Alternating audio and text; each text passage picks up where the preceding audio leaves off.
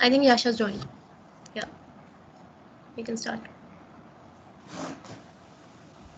So, a very good evening, guys, and also a very warm welcome to the third and the final session of Bennett Talks by Geeks for Geeks Society, Bennett University. I am Reet Agarwal, the secretary of this society, and today we have not one but two special guests, Nandana Varshne and Yashraj Saxena. I would like to welcome you both and thank you for joining. So I'll begin with a short introduction of both of our guests. Nandana is the Chancellor's Gold Medal awardee and overall star performer of the 2016 batch with a CGPA of 9.22. She is currently pursuing MBA from one of the top business schools in India, XLRI Xavier School of Management. She was previously interned in Hewlett Packard Enterprises, Aviva Private Limited, and HCL. Apart from being so good in academics, she has been an active member of sports committee and also student council since 2016. Coming to Yash Bhaiya, he is also an amazing and hardworking person of 2016 batch. He was the head of sports committee in Bennett University for 2 years, leading a team of 50 plus students to coordinate and organize sports activities across 13 sports in and outside Bennett University, and after that served as the lead mentor in sports department. He is currently working as an associate software engineer in data science at RX Logic. So today Nandadi and Yash Bhaiya will be highlighting about their journey and how they both were able to manage academics along with co-curricular activities. And we'll be asking few questions with them and make it an interactive session. So over to you Nandadi and Yash Bhaiya. Thank you, Reet. In fact, it was quite a flattering introduction, and we'll try to keep this, very conversational. And we are not here. We are just recent pass outs. We are not here to give you a lecture of any sorts. We'll try to keep this very conversational. You have mostly spoken about everything. Other than that, I think one thing which kind of got missed out was that I have also worked with and I am associated to Worldwide Fund for Nature. So that was one thing which I am, which a cause which I am associated to and I have worked with for a long time. And that kind of sums it up. I did my BTech CSE honors with specialization in networking, networking and security, and artificial intelligence and machine learning. So yes, looking forward to the session. Great. Yash Over to you, Bhaiya, are you there? Yash. Yeah. Hi everyone. So Reet has probably said everything, but I would just like to add. So I work a lot on research projects. So we already have a publication in genetic programming, and I am currently also working on research projects. Plus, I am planning to go for my master's in next year. So yeah, that's pretty much it. That's so nice. Okay, so I'll begin with a few questions. So I would like to start with a question which will make you both a bit nostalgic. So how was your life at Bennett? We can continue the entire talk on this one question. It is that nostalgic. So, one thing like which we can share was that we were the first batch, right?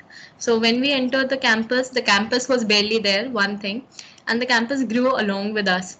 So, and that is why somewhere why our batch was so close knit, and we kind of got opportunities and everything was developing in front of us. So that is how we were so possessive of everything. So you would see people from our batch still, people in every committee, in fact, still associated to their committees, even after passing out, to their clubs, even after passing out, because everything happened in front of us and we were so involved in it because we were kind of the initiators for in every direction. So, be it sports, be it cultural activities, be it academics, everything started with a conversation with us. So that's how it was, and uh, I didn't have I made sure that I didn't have a single free minute in my entire schedule. I did enjoy at the same time, but I made sure that I make full use of my time at Bennett. So that was one thing. And at the same time, I like really partied on the weekends. And when there were obviously exams or projects, or if I had to taken up a research along with Yash and some of my friends, so divided my time accordingly, and it worked out really well. For me, it was quite the opposite actually. So I was the one of the laziest person on campus. I used to do work. I did a lot of work in the first few years, but then after the second year, I was like, I barely moved out of my room. And not that I was working in my room, I was probably sleeping or playing games most of the time. But yeah, we have been involved in most of the activities in campus. So I have been that involved that I was there when the design for the sports complex was being laid out. So yeah, and other than that, it was attending classes, then staying up late at night, and then getting up again, and going out for Maggie at night, and pretty much it. So yeah, we enjoyed campus life a lot. That's amazing. Like we guys are also missing it because of this pandemic. Yeah, we miss it too right now.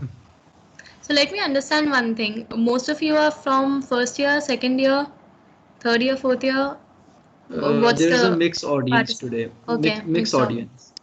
Yes. Okay. So So so this, there are people who have not been to the campus only.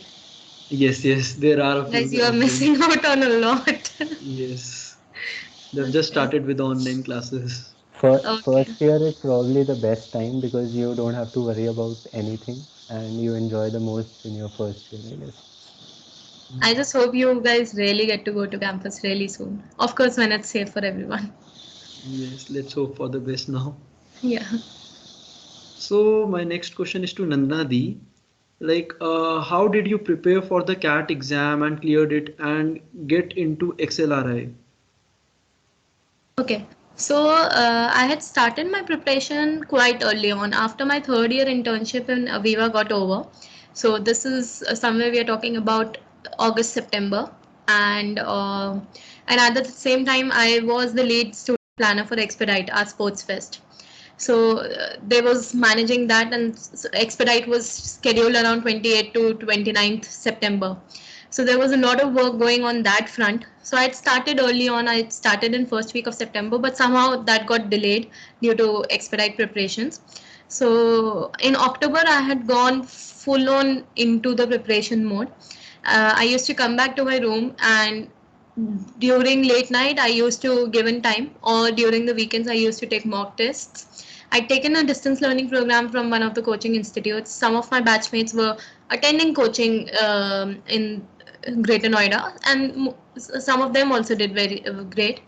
And so that's how I started. I had taken a distance learning program, and I just made sure that I give some time every on an everyday basis. So I had given GRE also, and I had initially thought about applying to MSME courses also outside India, but by the time I got admission into XLRI, so I dropped the plan. So that was the thing that I had started early on, and I had started in September.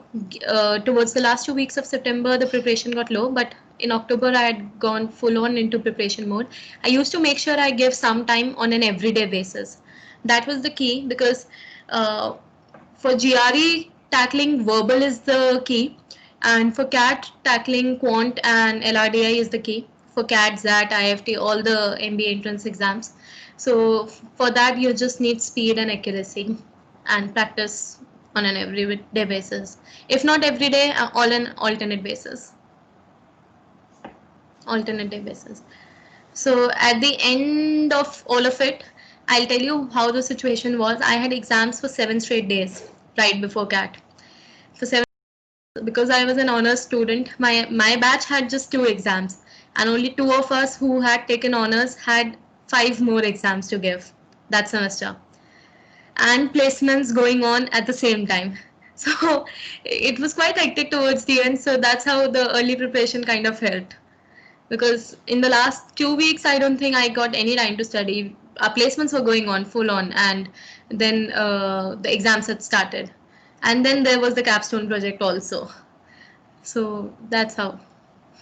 Yeah, we can imagine like it would be a so hectic schedule for you.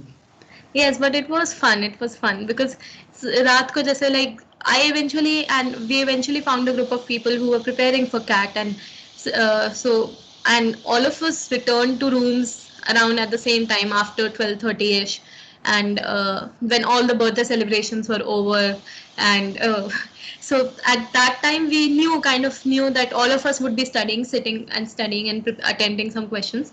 So all of us any of us could message each other, and collaboration was the key also, because we could reach out to any of the other people who are studying, and we could just discuss something we were not able to solve, or an approach we didn't know.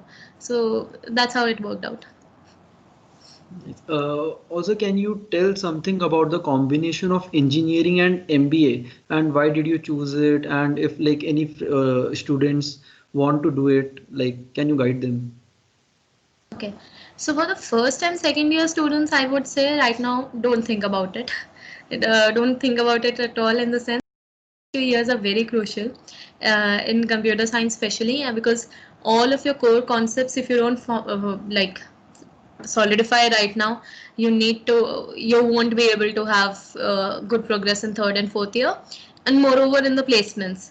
So that is one thing. The other thing was that while working in committees, while doing my internships, I realized that I was a better fit for the management roles. So that's how, and talking to my mentors in college, talking to my mentors in the industry while working in internships, I kind of realized that I was a better fit for management roles, and that's how I had found my mind that I will go in for an MBA. And then there are, a variety of options. You can go in for masters in management science as well, which is not a course very common in India, but it's common abroad. And then you can go in for masters in engineering management. Mostly in this course, computer science engineers go. The number of computer science engineers going is less. It's more from the core fields. But recently, the number of computer science engineers opting for this has also increased. And so the criteria varies in India. Typically, they take MBA without work experience, which is not the case outside India. And I knew that I had to go into this field, so better start early. But again, you can have a different approach. You can go into the industry, work for 2 years, gain the experience, and then join. It will differ from person to person, and there are a lot of good colleges in India. There are a lot of good colleges and courses abroad, and you just need to find the college where you can find your, because at after one point your scores would be, getting you admission or shortlists into 5 different colleges. So you just need to figure out where you want to go and what kind of college or fitment you want to get associated to. Yeah, that depends on us basically, like what we want to do. Yes. True. So if you're ready to put in the work experience, you can even consider colleges outside India and give GRE, give GMAT. Give it early on, I would say, during university days, because once you start working, you won't have the kind of support and environment you can have in college, preparing along with your friends. So give it early on, like put in 3 to 6 months, and prepare really well. And the scores stay valid for 5 years. As of now, they stay valid for 5 years. So you can apply for admission using those scores later on. Mm, thank you. So, Yash Bhaiya, can you please share your placement interview experience and any tips to give to the third and fourth year students present here? Uh, okay. So there was one particular thing that I noted a lot about placements was that your field which you're most experienced in, and the one you want to work in, is not always what is asked in interviews. So, like, I was especially pretty interested in machine learning, so I was adamant that I only want to work in machine learning roles. And whenever you went for interviews, there were a lot of roles for dev side interviews or full stack development. So they did not care what expertise you had. They just wanted your basics to be right. So The most important thing when going for interviews is having a basics right. So for computer science students, it is operating systems, networks, and data structures and algorithms is definitely a must. And yeah, so these basics are actually very important when you are going for interviews. The company that I'm working for right now, when I went for that interview, so I went in. There was a first round was a basic aptitude round, so that was easy. But then there were two consecutive rounds of only the basics. So one was your basics about in general computer science, which was operating system, databases, algorithms, and then the next round was specific to the role that was applying for in data science, so that was the only machine learning role. So yeah, basics are very important when going for interviews, and competitive programming helps a lot when doing data structures and algorithms. And I would add on a little thing over here. So, the bigger the organizations you are aiming for, the more international the organizations are, they would also put in some behavioral questions during the interview, which you need to be kind of prepared for. So, they are not checking whether you know what you will be doing 5 years down. I don't think they care, but they do not care about the answer, but they want to know the kind of thought process you have. And then there would be questions like, are you open to this kind of role, are you open to that kind of role? They are kind of testing how open you are. And then they would give you sometimes the questions are not even technical in nature. They would give you questions like simple puzzles which we have solved when we were quite young. So simple mind games and puzzles. And the key over there is to not give up. So even if you don't arrive to the answer in one go, the key is not giving up. They want to see whether you have that kind of attitude to tackle the problem. So that is one thing. One thing which we all tend to do is, kind of get scared in the interview that we are not able to answer. In technical questions, you should be thoroughly prepared with your basics, so you'll be able to answer most of the questions, and then be thorough with your projects and your role in the project. And after that, if you don't know something, it is better to kind of if you know somewhere something about the topic, you can talk about it. You can say that this is what I know, but specifically this is something I need to read up on. You can specifically tell them that you don't know about it.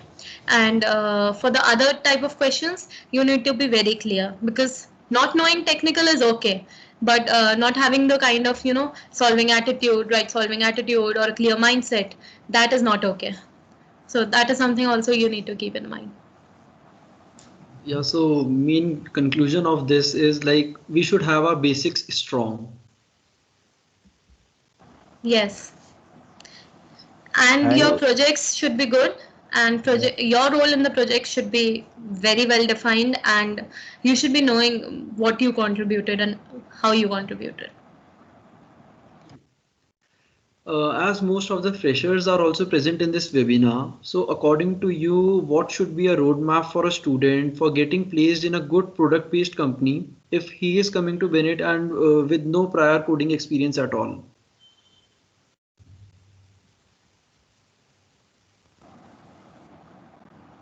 Yes, do you want to take it up? uh, if someone is coming into Bennett with no prior coding experience, then of course they at some point they will have to start coding. But because even to get into product-based companies, they tend to take online tests for that. So yeah, the tests are definitely required, even though they are very easy tests. But you need to have some basic knowledge to pass those tests. Other than that, to get into a product-based company without coding experience, one thing that is very important is the kind of projects you're working on. So your projects should not only be something that you find it cool and is something obviously you will make something that you find cool, but it should just not address that. It should address we definitely have noticed that projects that address social problems and projects that actually affect society, help society improve as a whole, are considered to be better projects than just a game that you made. So these projects actually affect your resume, your role a lot. And along with that, for product-based companies, operating systems, database systems, network, and object-oriented programming. That is like the baseline, and all of this is typically covered in your first and second year. From third year onwards, you move on to specialized courses. So focus on your first and second year, focus on your basics. It's very easy. And if you think that the questions would be very difficult in the interview, it's not like that. Questions are also often very basic, and you just need to focus on your basics really well. On top of that, have good projects like Yash told, and at the same time be able to ideate in a manner that you can think about if a product has to be designed, then what would be the high level design, what would be the low level design, what would be the databases you'll involve, what would be the interaction between the different elements of the program and the database. So this kind of ideation also needs to be very strong for product based companies and the interviews specifically, because you tend to get technical interviews or case based interviews where you're given a scenario also, like in later stages of the interview for development. But the initial rounds are all about fundamentals and basics, and you should be strong with them. Yeah, and there's one more thing I would like to add. So, for people who actually have no coding background or not much experience with programming, then for them to actually get started with programming, one way is not you can read the documentation thousands of time and you won't learn anything. The best way to get started or to learn is either go for competitive programming, and it does not matter if you actually have bad scores or bad results in the beginning. Just try to solve the questions present there. If it takes you a week, it might take you a couple of weeks, it might take you a month. That does not matter in the beginning. So when you are actually able to solve questions, that is when you actually learn how to program well, how to design your code well, and that is what matters in product based companies. Also, one more thing is when you pick up projects, one thing is you get the code somewhere and then you make a few modifications and your project is done. Uh, uh, if you actually want to develop programming, one is your semester projects, but it is good to take up small projects for yourself. So there are some weekend projects. If you just Google the word weekend projects, you'll find thousands of project ideas. And you can just take up project ideas for yourself and work on them. So working on projects is a way you develop really quickly, because when you have a project idea in mind, you have a basic thought concept that, okay, this is the end result I want.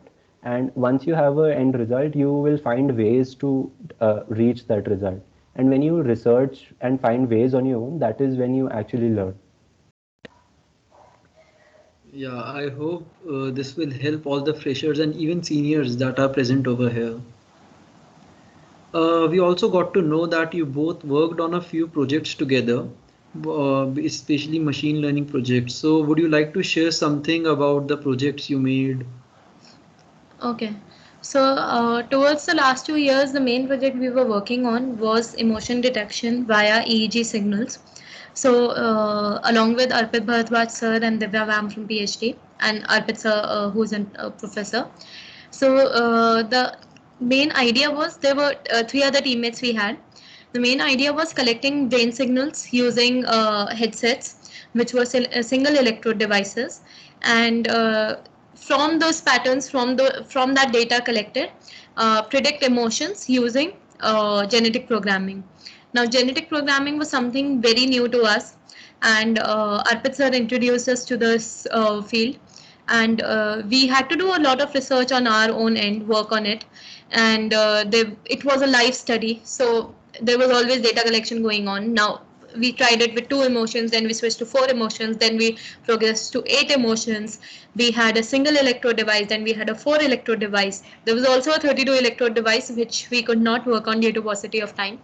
But that was the thing that we didn't get intimidated in the first go that we don't know genetic programming and how will we do it, we don't know signal processing.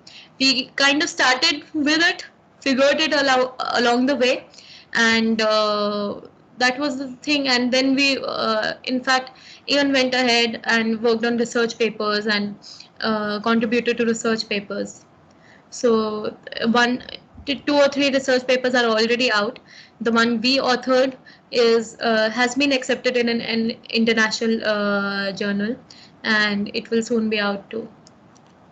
And it was more about uh, not it was developing the project on the go. At the same time, we had the envision ready that we will not settle for something less. Like, had we settled for 2 emotions or 4 emotions, we would not have progressed to 8 emotions. And we were ready to reach out to faculty and take help from them along the way. So हम लोग मतलब there were times we were sitting in faculty rooms like beyond 5 o'clock, beyond 5:30, discussing the project. Going there were days when we didn't have even a single free period during the day, or so we used to go uh, during the lunch time. So that was something that once you get into it, when once you get your hands dirty into a project, we kind of stuck to it, and then we worked on it. Yeah, and that is only one particular, that was a very large project. Other than that, like we had semester projects each semester, of course, and sometimes in a single semester we had multiple projects. So there was another project that we did, which was music source separation. So that was separating the background music and voice from a given song. So it was originally worked on Chinese songs. We modified it for Indian songs. So yeah, that worked out pretty well. And then there was another project that we made, which was actually liked by a lot of external people as well and the faculties as well. It was a carpool system and a carbon footprint calculator. So like I said, so these social projects tend to attract more attention than the other project. It was a very simple project where we one person had to fill a survey and his carbon footprint, daily or monthly carbon footprint would be calculated. And the other thing was where the carpool system, where people in a locality would find similar people to travel with when their destination and source were similar. So yeah, these projects tend to attract a lot more attention. And it would be unfair talking only about the successful projects. We had some unsuccessful projects too. So, for example, in our image processing course, we had sign language detection, which eventually did not work. So we were sitting in the final viva. We were sitting in the we were presenting our final exam, and at that time, none. We had 8 or 9 gestures, which we it would be correct and accurately shown, but none of them worked during the exam. And so once the project was not working, the entire viva shifted towards the approach of the project. So what we had done, how we had approached it, where we might have gone wrong, and the entire discussion shifted towards that. So that's the thing, that if you, even if your project doesn't work well, you should be able to reflect where it went wrong, and only if you've really worked on it well will you be able to tackle such situations in a viva. And even in an interview, you always don't require good experiences only. Sometimes people might ask one project which didn't work out. So this is the kind of experience you need to have. So I hope all of your projects work and you are never in a fix in a viva like that. And it was quite a senior professor we were with when this happened. So it was due to a lot of effects, due to lighting, due to the difference in background, which we had not figured in while preparing our training data set. So that's the thing, that you will have all types of projects. Some will, be really successful. Some will not be successful, but kind of learn from that and go ahead. Your project's idea seems really interesting. And it also seems that you both you worked together in almost all the projects. We were in the Yeah. same batch, and Yeah. so we were in similar teams. Partly due to roll numbers, also partly due to common group of friends, also. So that was Yeah. one thing, and we tried different. We tried projects across different streams also. So while I had diverged towards networking, Yash had diverged towards natural language processing. So that is where we tried projects in different streams also. But for the common projects, we had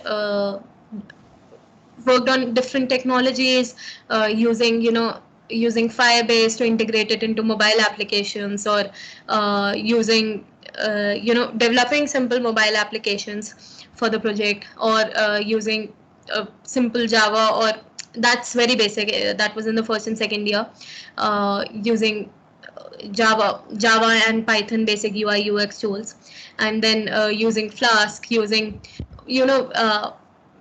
TensorFlow boards. So all of that we kind of learned along the way, which would typically not be taught in the classroom. So you need to research well and explore and try different things on your own also.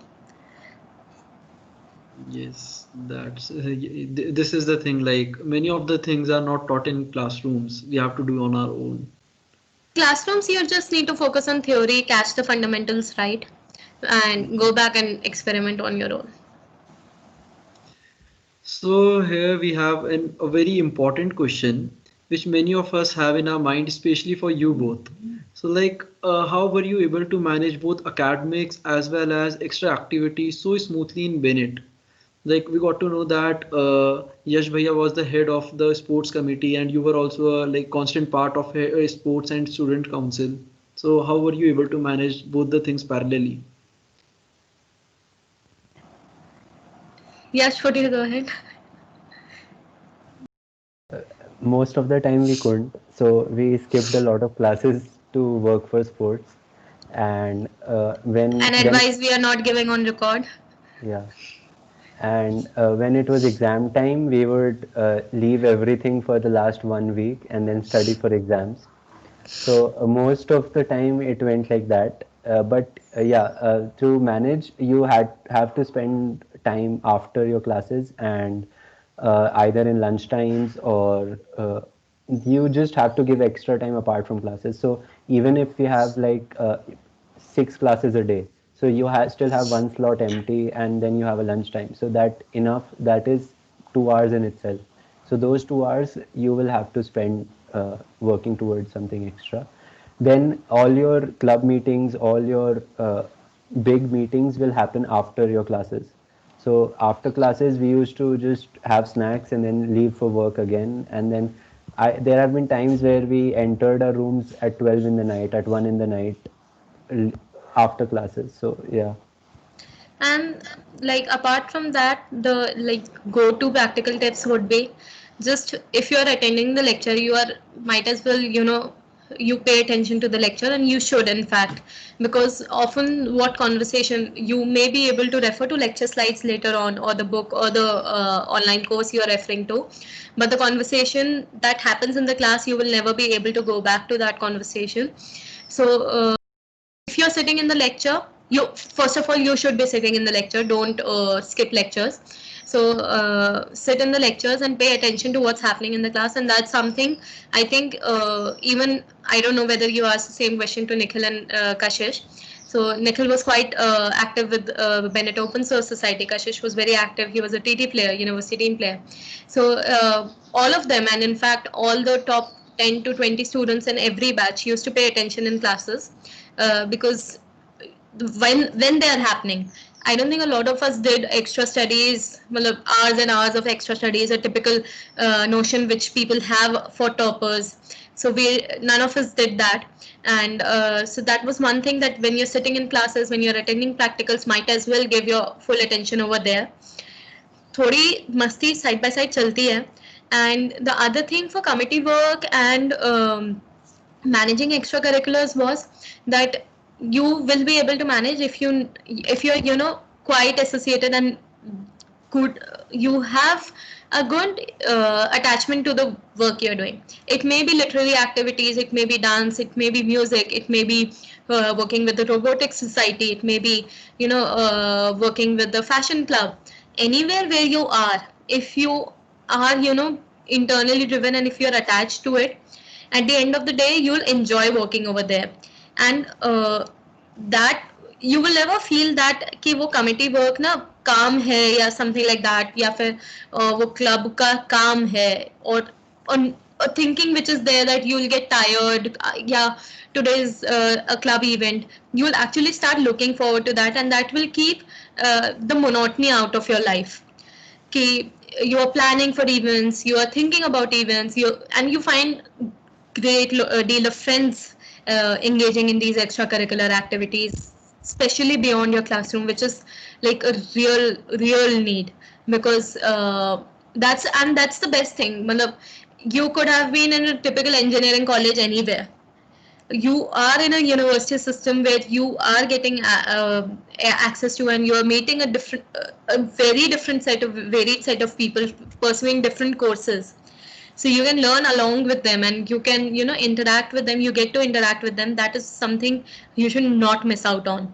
And people think कि अगर co-curriculars में बहुत ज़्यादा ध्यान दिया, academics would get missed out a lot. It's not like that. When you are focusing on academics, give your 100% there. When you're focusing on co-curriculars, give your 100% there. And finding the right balance, it depends from person to person. So Yash was a person who was able to work during the exams. Matlab, during the exams, he could pull all-nighters off, and he could, you know, push himself to 100% towards the last week. I was not a person who could always do that. I would always sleep. My attention span was never over 45 minutes. So that is something. So you just need to find what you can do, and what is something you are comfortable with. So I had realized early on that I need to pay attention in lectures as they happen. And so while some people prefer to do it towards the end, you need to find what fits you. And extracurricular activities would go really well if you're, you know, kind of passionate about it. You'll find great set of friends. You'll do great events together. So that is something you don't even need to worry about. And ऐसा नहीं है कि manage नहीं होता, कुछ time कम नहीं है. Everybody has the same time on hands. Everything can be figured out. Just one thing is that if you have something which can be done within 5 minutes, do it right away. That is one thing that I always tell the sports committee juniors also, that if there is some task which can be done in 5 minutes, just do it right away. And if you manage these small tasks on time, then the bigger tasks and other priorities get aligned well. Yeah, after some time of span, like it seems as if it's our own work. These committee works is our own work. So in this span, like, did you ever feel irritated or frustrated at any moment of time? I think Nandana, you should answer that. Yeah. So yes, quite a lot of times. And then there were, you know, extracurricular work tends to get, you know, a lot heated, I would say. So you would have, you know, discussions and differences in opinions within your committee or clubs, and then it spreads to multiple days, and that is where, you know, having a clear dialogue is the key. So just mother, and for everything, you know, be open about it, and discuss it out. You want to discuss it with your roommate, you want to discuss it with your set of friends from your class, you want to discuss it with a set of friends from your club, you want to discuss it with you know, someone you party with only. Go out on a weekend, party, get over it, come back. Just don't think about it and keep it with you for a long time. That's one thing. So that's one thing that is natural, that is part of the process, it will happen, you know. And so I can give you an example from my last semester. There was Expedite, and we had, you know, the fest was at national level. We had 600 to 800 athletes who came in. I was the lead student planner over there. I was the secretary of Cerebrum. I had taken up honors, and there was really no time to back out. So I had 4 to 5 extra courses in the last semester. There was the capstone project, which we had to do alone. There was the placement season going on, and I had also chosen to prepare for competitive exams. Now, all of this would not have been possible without frustration. There were times of frustration, And having your priorities clear was one thing. The second thing was that जैसे ही frustrate होते हो, just vent it out. That's the thing. किसी से भी बात करो, discuss it, just vent it out, or just Yash का go to way would be that he would go and play. So they would be CS:GO or PUBG would go on for, and the other games I don't even know about. So their go-to way was going and playing. My go-to way was that I would get engaged with Silhouette. So कोई भी art activity, कुछ भी campus decoration का काम हो रहा होता था, I use to just go and work on art activities, and that was my way of relaxing. So just find your way of relaxing. It can be gaming, it can be going out on the weekend, it can be a shopping spree, it can just be talking to your school friends for hours and hours together. It can be anything. Just find what suits you. Some people used to read books, some people used to paint, I used to be engaged in the art club, some people used to go to the music room and have a really good jam session. It depends on person to person, and so that's one thing. You should have a hobby and not let go of your hobby during the college time. And it becomes difficult in Bennett given the limited resources there are, but to your maximum possible capacity, do whatever you want to do, and whatever makes you happy, just stick to it even during the college days. Apart from your club activities, apart from your let's say the academics and extracurricular activities, there should be something you can go to at the end of the day. There's also something that I especially want to add here. So this is an inside story. So Nandana was especially one of those people who was very, very good at venting out. So when we had meetings and for the sports department, when we had discussions for expedite, or in general, whenever we were planning something, so there was a lot of heated argument. It's not that it was because we wanted to hurt the other person. One thing you need to keep in mind is we had the same group of friends within the committee as well as outside the committee. So within the committee, when you're working, even if you're having an argument, that is professional argument. So you do not need to let it get in the way of how you're having fun outside of the committee.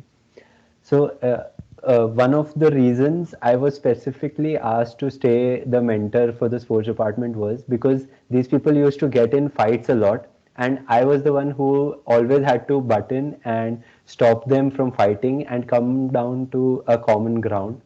And eventually, for the last couple of years, that was the only reason I was kept there. Do not vent out to that extent that someone has to step in. So that would be my advice. But kind of find one activity you feel good about. It can be anything, and just whenever you are not feeling well, kind of forget. You can forget everything else and focus on calming yourself down and having a good mental space, and then going ahead, because as it is, you will not be able to give your 100% or focus on whatever priority you have at hand. So might as well take some time off, focus on having a good mental space, and then come back. But do not make this a routine habit कि हर दिन ही हमें break की जरूरत है.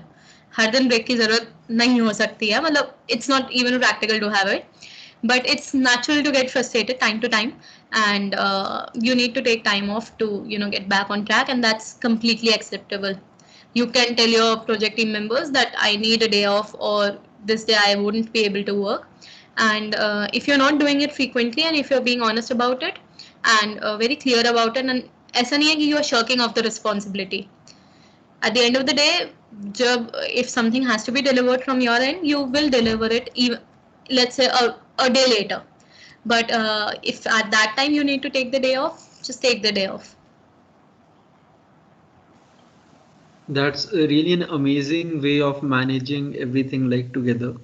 So one more question, did participation in committees, clubs, and council play an important role in your CV?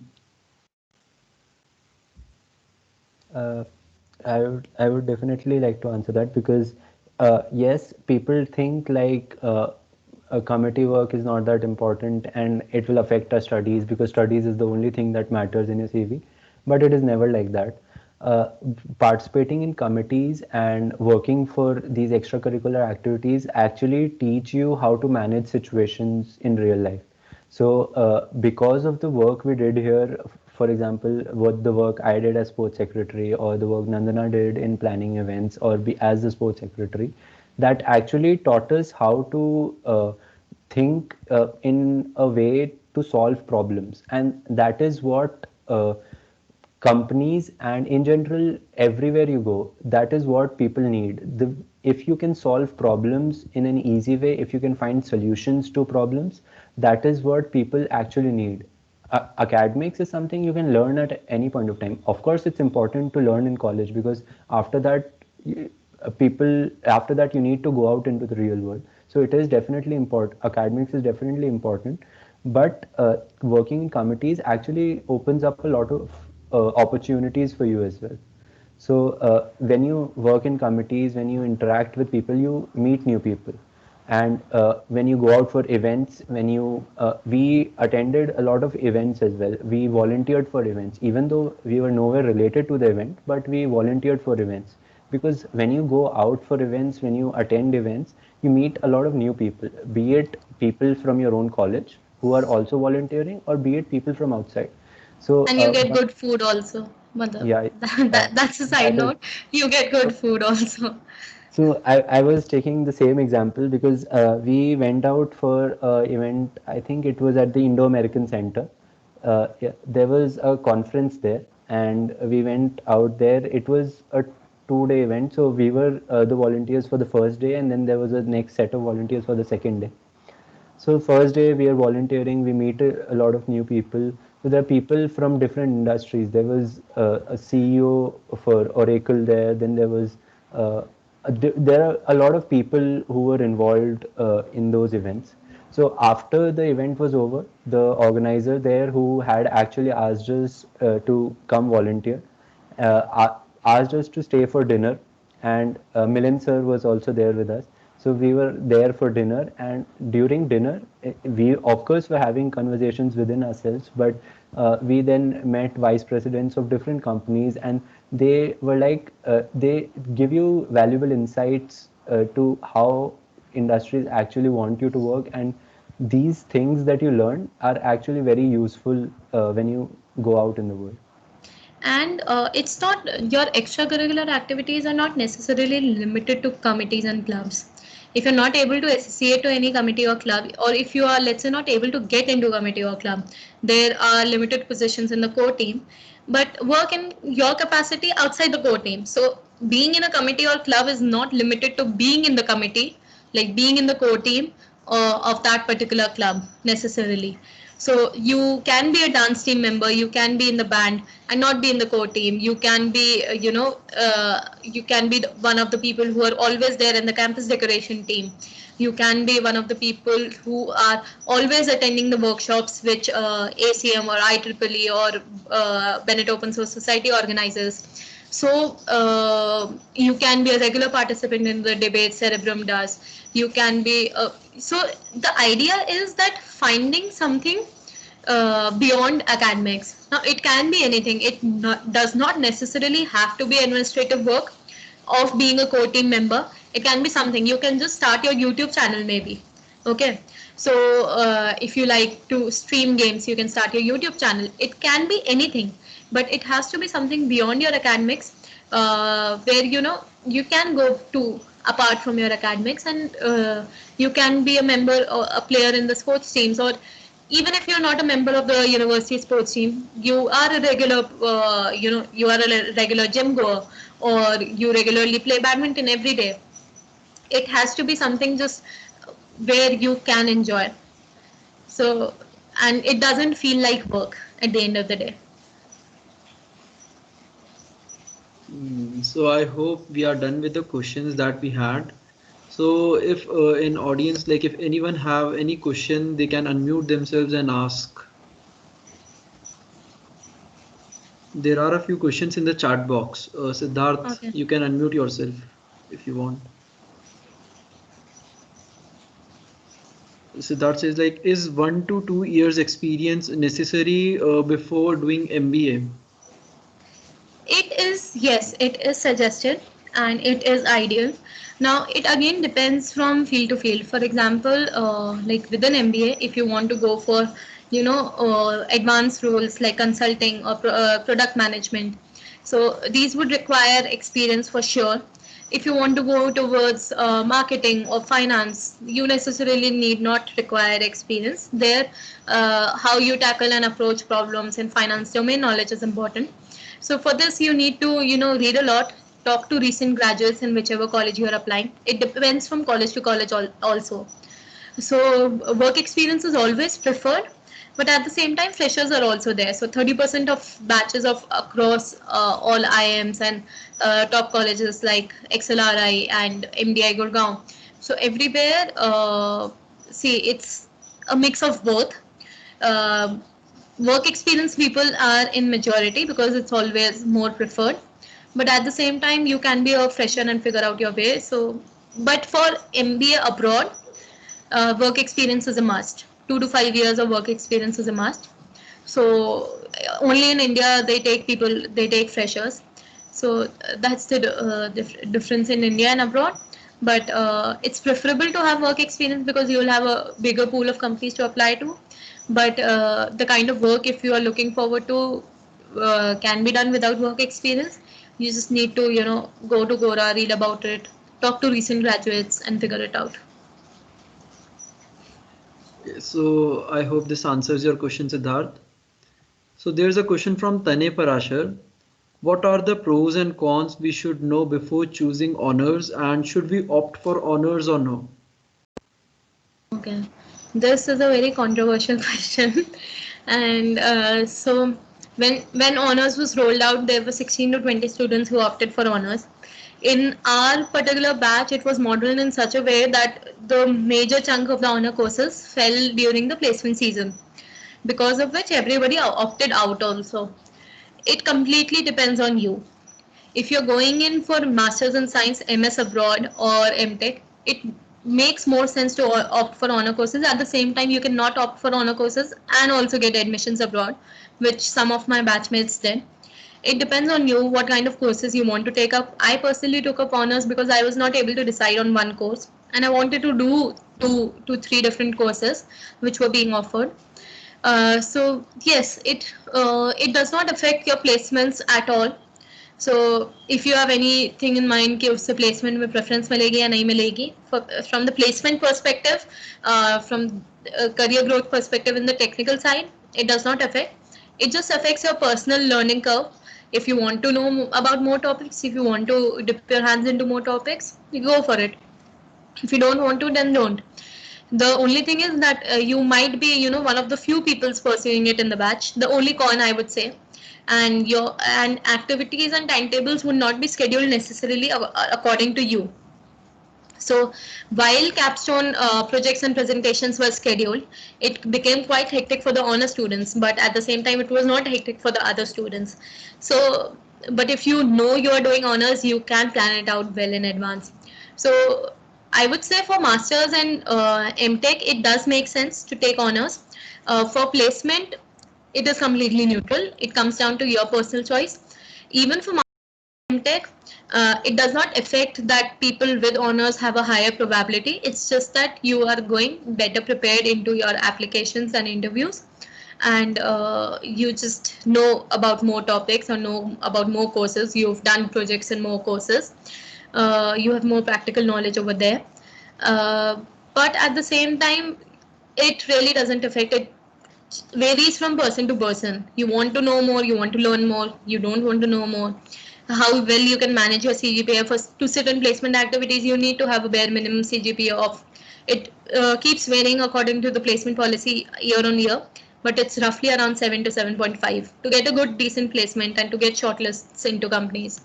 So that's one thing that it depends on you and your personal capacity whether you can take extra courses.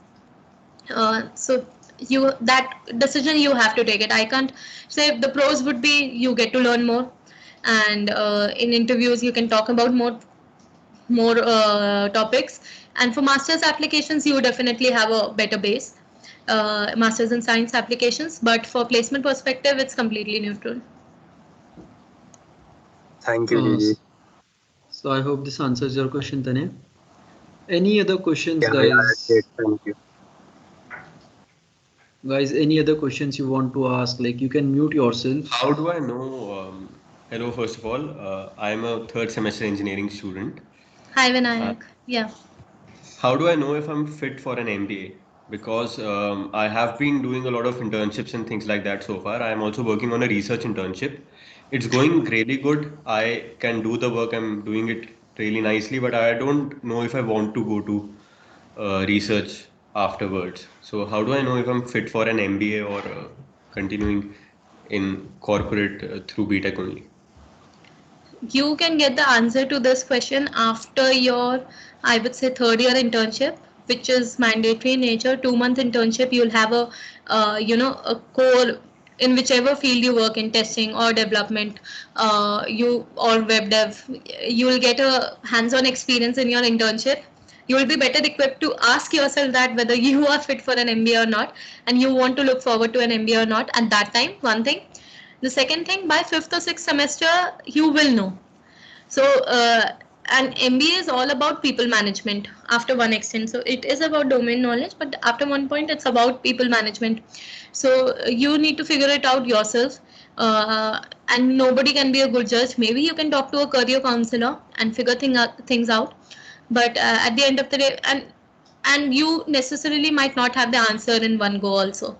There are people who work for 3 to 4 years and then figure out that they want an MBA. So it depends from person to person, and This what excites you and what interests you. So research right now, like you're doing well in research right now.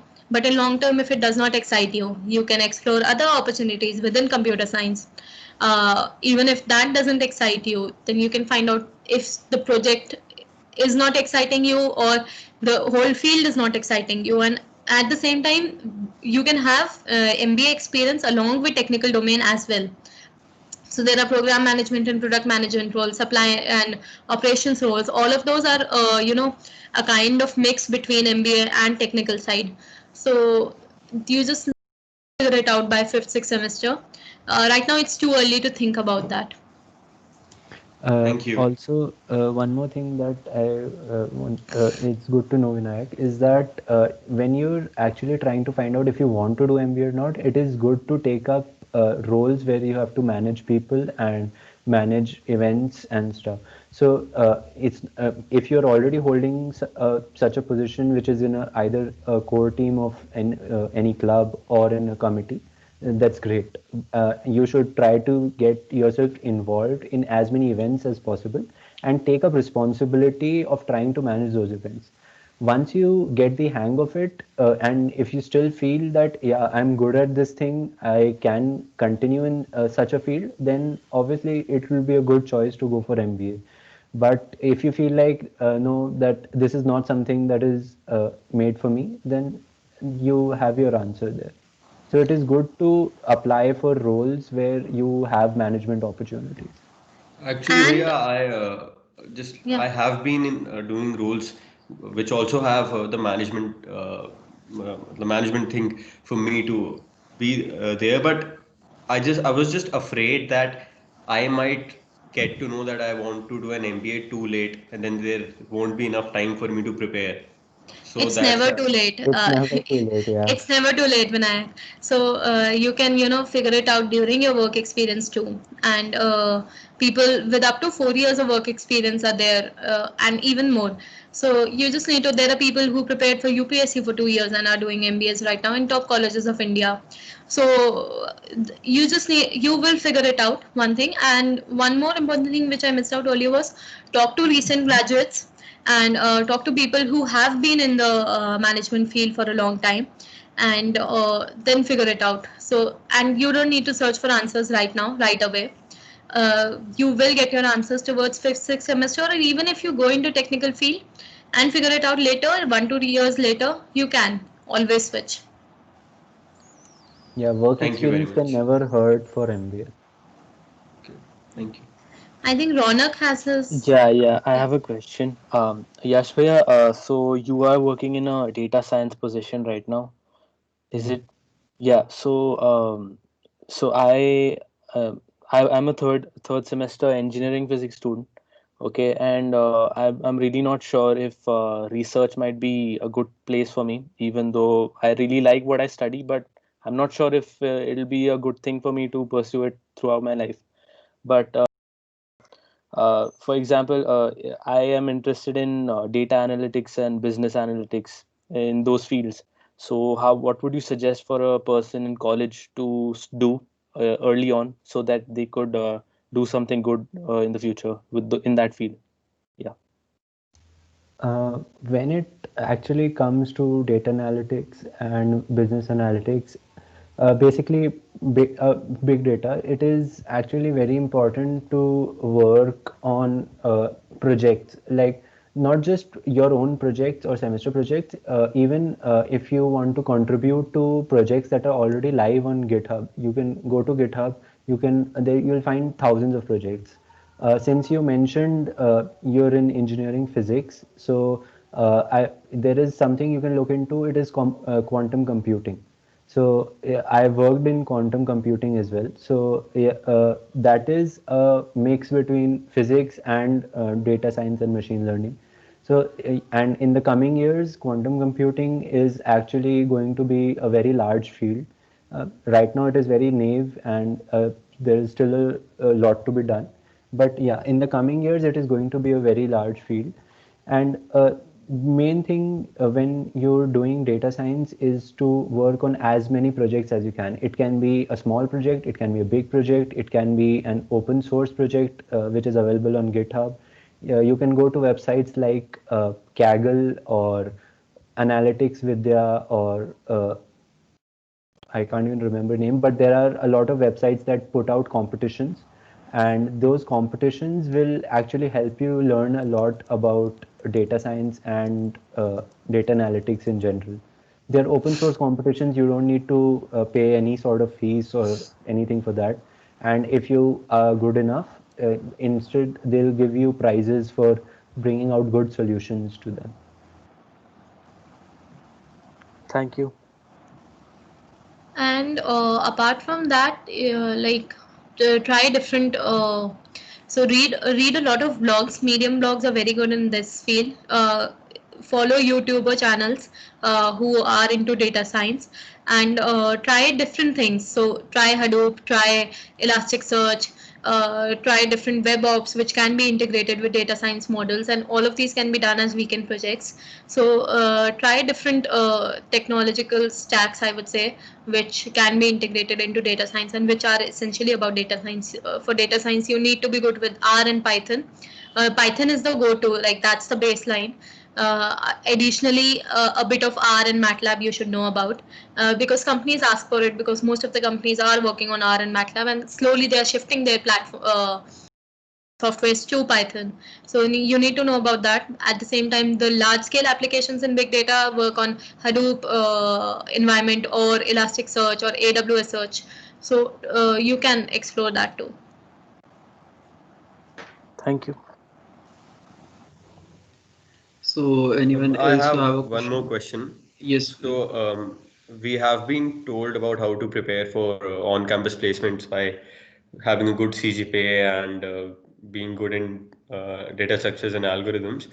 What about off-campus placement? Do we require a different kind of skill set for that, except the networking which we have to do?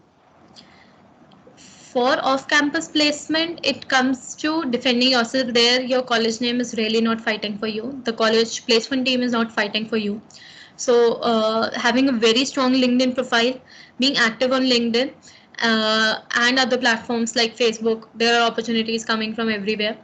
That's one thing. And then you need to have a well-rounded, personality or CV, I would say. That try to attempt hackathons, try to clear a few hackathons, and qualify at the regional level or state level or national level. Beyond, there's no limit, obviously. Try having a varied set of projects, or try to have a specialized set of projects. It varies from person to person. You can be a person who is more general in nature, has a varied experience, or you can be someone who has a specialized experience. So it varies from person to person. That is one thing. having good projects, either varied or specific, having hackathons, having experience in extracurricular or co-curricular activities, and good CGPA. See, CGPA after one point just becomes a clearing criteria. You just need to have a CGPA higher than 7 or 7.5. After that, it's just, higher CGPA above 9 would points. But if your technical knowledge is good, it hardly matters whether you are, let's say, a 7.1 or a 9.2. It hardly matters. So a higher CGPA may get you brownie points, but at the same time, that can be offset by the kind of technical knowledge and hands-on experience which you have. So that's one thing. And this was one question which I always used to ask the recruiters who came for pre-placement talks or company engagements or CXO talks, that what are you looking for? Are you looking for a generalist or a specialist? And what their answer was always that at the undergraduate level, we are really not expecting specialists, but if you are a specialist in one field, you should be able to justify why you want to work in that field and what you have done so far in that field. So if you say, just saying that I'm passionate about AI/ML won't work if you are applying off campus. You need to have that kind of project backing or hackathon experience or competitive coding experience or attempting challenges on Kaggle or crowd analytics or analytics vidya. So either be a generalist or a specialist, that does not matter, but have really good hands-on experience, because the interviews are very rigorous off campus, and networking on LinkedIn and other platforms like that. Yeah, hello Nadi and Yash Bhaiya. Thank you for joining. And like I had one question.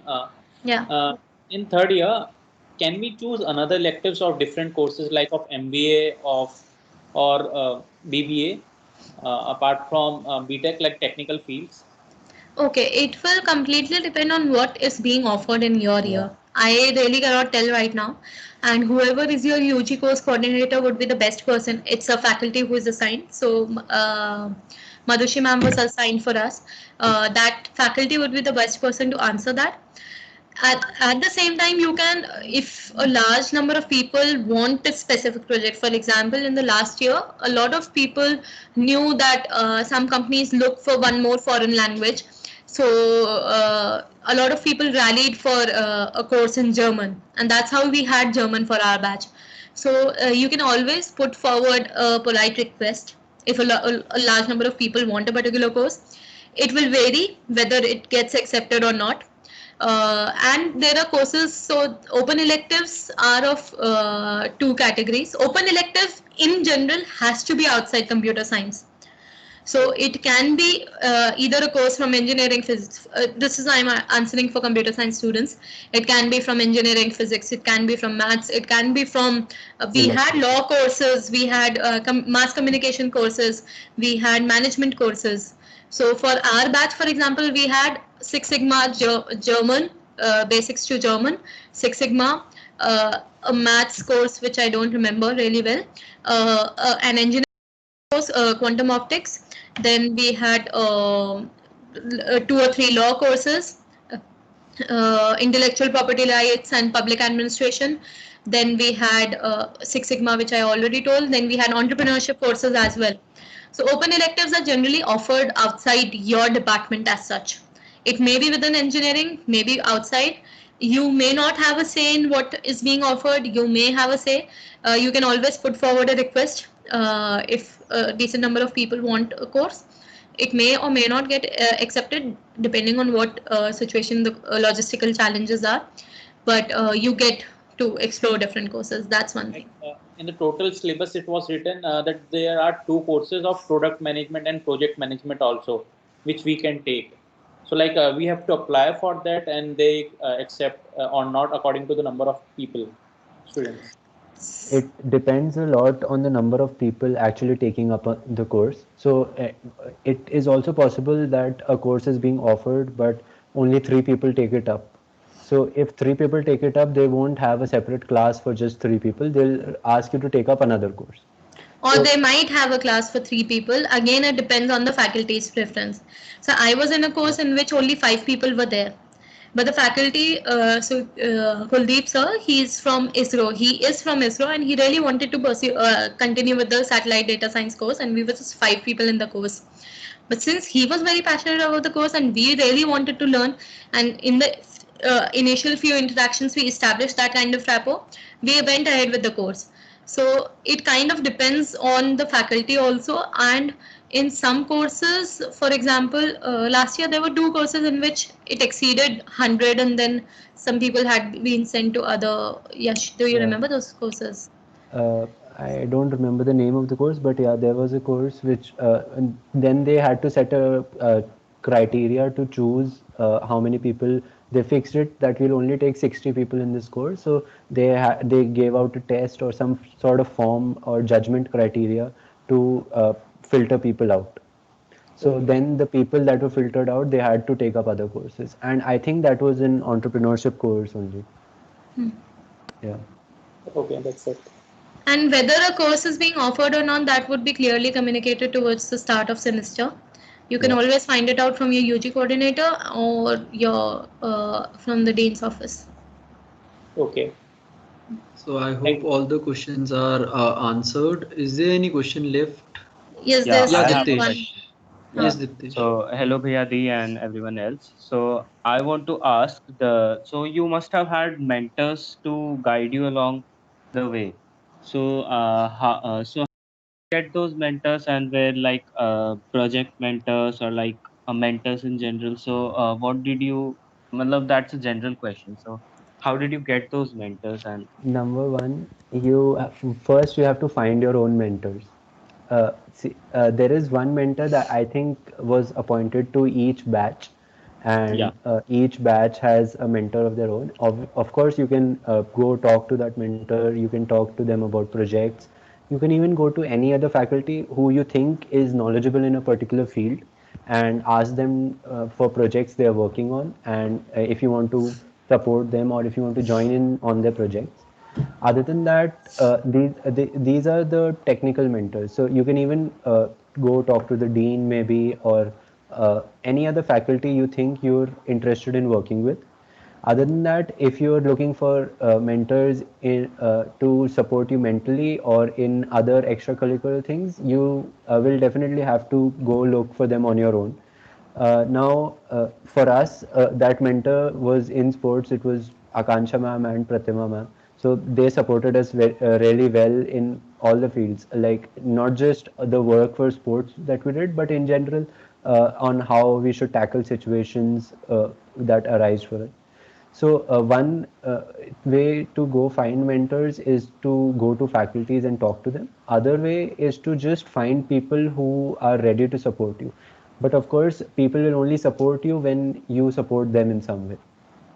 And the best thing you all have, which we never had, was we were the first batch. We never had seniors. You guys have seniors. Just reach out to seniors, talk to them. Any of us, in fact, both of us and our batchmates and all your seniors will in fact always be ready to talk to you. They may not, there may be time constraints. They may be having their projects or exams, and they may not be able to address your queries on the go at that time, but they will come back. If they don't come back, there are always other seniors you can approach. So that's one thing which we never had. And had we had seniors, there were some things we would have done differently. So that's the thing, you all have seniors, and in every field you want to go for competitive exams, there are people. You want to go for CAT, there are people who took CAT. You want to go for GATE, there are people who are taking GATE. So you want to go give GMAT, there are people who have taken GMAT. You want to apply to a specific company, like you really want to go into Microsoft, there are people who are in Microsoft. You really want to get into a networking role, there are people who are there in networking roles or web dev roles. So MLAI roles. So anywhere in any field you have seniors right now, and even for extracurricular activities. So just reach out to seniors. Yeah, we had to figure out a lot on our own, and yeah, that is your biggest advantage, that you don't have to figure everything out on your own. Yeah, seniors have been very supportive so far. Okay, thank you. That was my question. Thank you. Any other questions? So I hope there are no more questions. So thanks a lot Nannadi and Yash Bhaiya for joining and giving us your valuable time. It was really a great session and great talk with you guys. Thank you so much. Thank you, Yeah, we Reet. enjoyed it as well. Thank you, Reet. Thank you. All of you can reach out to us anytime.